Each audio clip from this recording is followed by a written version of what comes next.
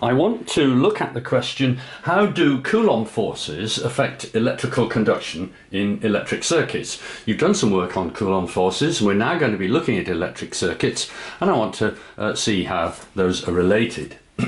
You will remember from your Coulomb forces formula that we have the force is equal to this constant times one charge times the value of the other charge divided by the square of the distance between them. Here's a diagram of what's going on. There's charge Q1, charge Q2.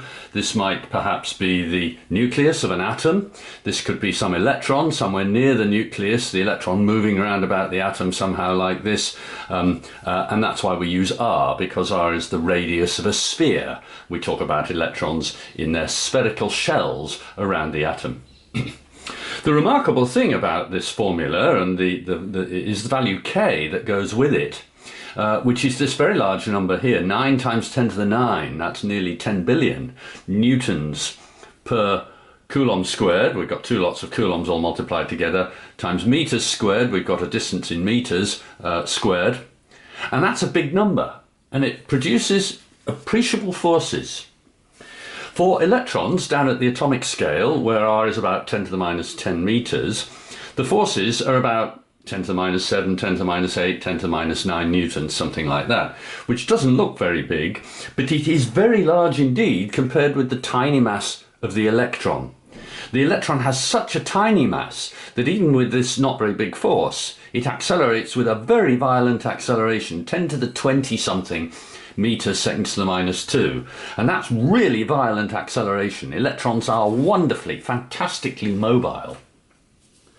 Now, when we start looking at electrons in a conductor, if we take a piece of copper with nothing very much going on in it, no current flowing, the positive charges in the nuclei, which are, because of the nuclei contain protons, I've shown the protons here as little circles with plus signs in them, are exactly balanced out by the electrons, which are also in the material.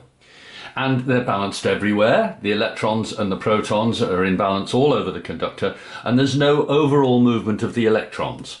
There's a bit of random vibration because of thermal movement, but there's no overall movement of the electrons.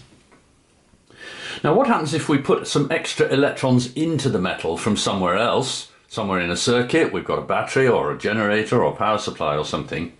When we put the extra electrons in at this end of the metal, they repel electrons further down the metal, and those move, and they repel the next lot of electrons, and those move, and those move, and the next lot move, and the next lot move, until electrons come out at the other end of the conductor. And that process happens extremely rapidly because of the very fast, the very violent acceleration of the electrons. So the process is almost instantaneous. And it will happen very, very quickly indeed with the very large Coulomb forces until the conductor is back to being neutral again. And that means electrons must come out at the other end. And for every electron that goes in at one end, if we put n electrons in at one end, we get n electrons out at the other end almost immediately, and almost exactly the same number of electrons. Now, electrons carry charge. We talk about coulombs of charge. A coulomb of charge is just some big number of electrons, this large number of electrons. And moving charge is electric current. So that means if this is a conductor and we have a current going in, those electrons are going to result in electrons coming out at the same rate at the other end of the conductor, and that produces a current out, which is exactly equal to the current going in. And that's very important in the work that we're going to do later on with electric circuits. That current in to any kind of object at all, it doesn't matter whether it's a copper wire or a carbon resistor or the filament of a lamp. The current in, I in, is equal to the current out. And that has a name. It's called Kirchhoff's law, Kirchhoff's current law. Kirchhoff's law of electric current, that the electric current going into any object is exactly equal to the electric current coming out of any object. The total number of electrons in the object never changes, hardly at all. As soon as we put more in, the Coulomb force drives a whole load of other ones out, and that happens extremely rapidly with a very large force. Thank you very much for your kind attention.